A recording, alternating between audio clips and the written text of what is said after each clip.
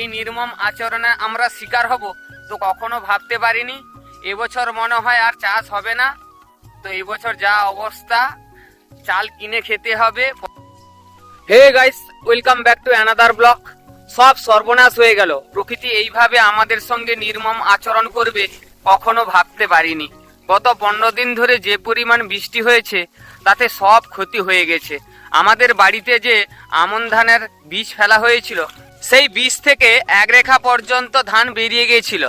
তো এখন বৃষ্টির কারণে সেগুলো জলের তলায় প্রায় পচে গেছে বলতে গেলে।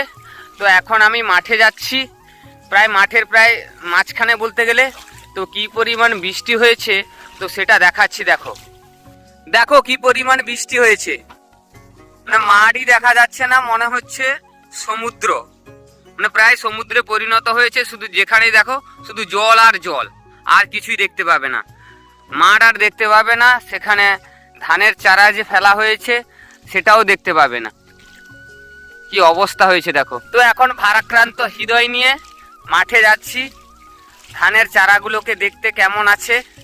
মা তো বলেছিল যে ধানের চারাগুলো প্রায় জলের নিচে, সব নষ্ট হয়ে গেছে, সব শেষ করে দিয়ে গেল।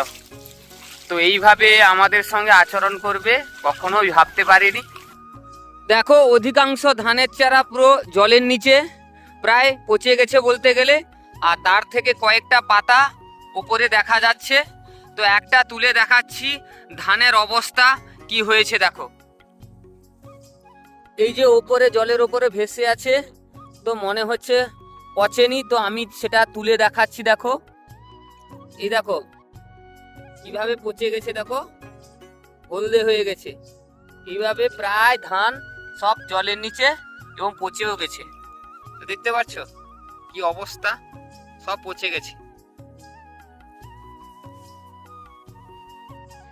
যে ক্ষতি করেছে তো সেখান থেকে ঘুরে দাঁড়ানোর কোনো পথই দেখতে পাচ্ছি না।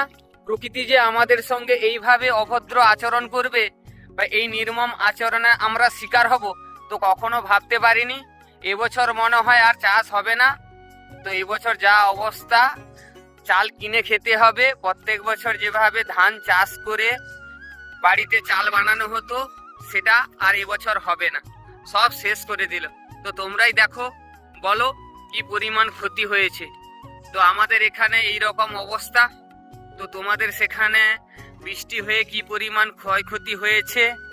আর পুকুর তো অলরেডি ডুবেই গেছে, মাঠে তো এই অবস্থা দেখালাম। তো সেটা তোমরা কমেন্ট করে জানিও। একটা জমিতে যে ধানের বীজ ফেলা হয়েছিল তার কি অবস্থা দেখালাম। তো আরেকটা জমিতে চলে এসেছি, যেই জমিটা খালের সঙ্গে কানেক্টেড, খালের জলও যাচ্ছে না, তো মাঠের জল যাবে কি করে।